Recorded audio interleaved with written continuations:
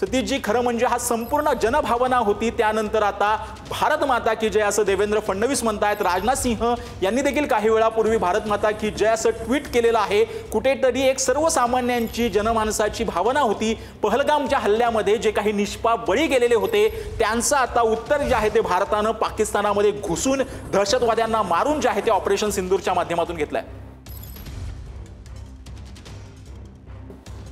नक्कीच सचिन, मागच्या 1.5 तासापासून तुमच्या चॅनलवर मी त्या ठिकाणी आता थोडासा वेळ जे आहे मला बोलायला तुम्ही द्याल अशी अपेक्षा आहे। मुळात हा जो हल्ला त्या ठिकाणी झालेला अपेक्षेच्या अनुसारच आहे। तो यासाठी की ज्या प्रकारची जनभावना होती आणि ज्या प्रकारचं आपलं प्लॅनिंग होतं त्या अनुषंगानं जो आहे जोरदार अतिशय प्लॅन्ड पद्धतीनं आपण हा हल्ला केलेला आहे।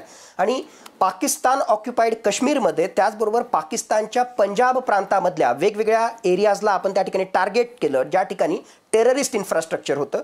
आणि या टेररिस्ट इन्फ्रास्ट्रक्चर असणाऱ्या भागांमध्ये आपण त्या ठिकाणी टार्गेट केल्यामुळे आपल्याला जे आहे मोठ्या प्रमाणावर यश मिळालं बऱ्याचशा टेररिस्टला एलिमिनेट करण्यामध्ये। त्याचबरोबर एक प्रकारे जे आहे त्यांचे जे ट्रेनिंग कॅम्प होते त्या ट्रेनिंग कॅम्पला सुद्धा जे आहे उद्ध्वस्त करण्यामध्ये आपल्याला त्या ठिकाणी यश मिळालं। थोडंसं जे आहे पाकिस्तानच्या मीडियामध्ये काय चालू आहे त्यांचंही ऐकण्याचा प्रयत्न करू।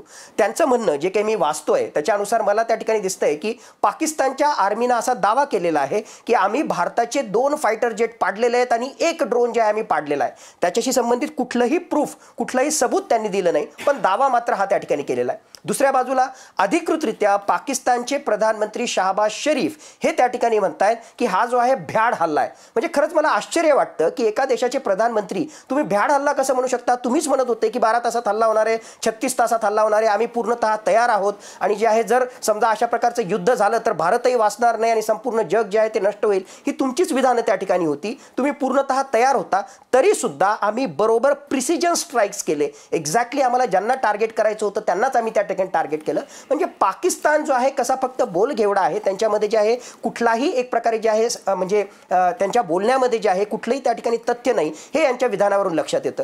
तुमच्याच चॅनलच्या माध्यमातून एक बातमी ही पण त्या ठिकाणी मी ऐकली की जम्मू काश्मीरमधल्या पॉम्पोरमध्ये आपण त्यांचं JF-17 हे जे फायटर जेट आहे ते त्या ठिकाणी पाडलेलं आहे। पुन्हा एकदा आतापर्यंत पाकिस्तान जो आहे जो एक प्रकारे त्याची पाकिस्तानची मस्ती होती की आमच्याकडे सुद्धा जे आहेत एकदम लेटेस्ट अशा प्रकारचे फायटर जेट आहेत, आमच्याकडे F-16 आहे अमेरिकेनं दिलेलं, आमच्याकडे JF-17 फायटर जेट आहे चीननं त्या ठिकाणी दिलेलं।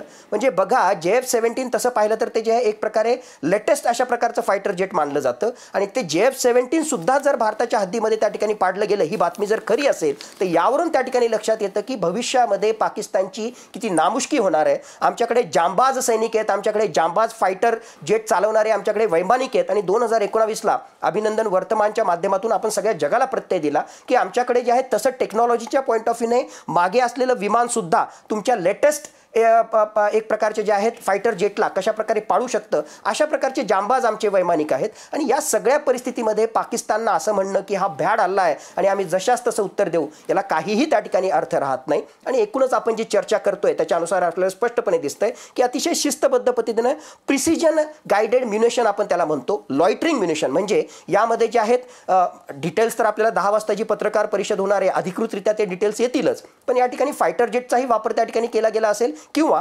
ड्रोन्सचा सुद्धा या ठिकाणी वापर केला गेला असेल आणि त्याच्या माध्यमातून एकाच वेळेस लॉयटरिंग म्युनिशन म्हणजे एकाच वेळेस वेगवेगळ्या दिशेनं अशा प्रकारचा जो आहे हल्ला करण्यासाठी किंवा वेगवेगळ्या प्रकारचे जे आहेत ब्लास्ट करण्यासाठी अटॅक करण्यासाठी जे आहे हे लॉयटरिंग म्युनिशन त्या ठिकाणी वापरलं जातं, जे फायटर जेटच्या माध्यमातून सुद्धा वापरलं जाऊ शकतं।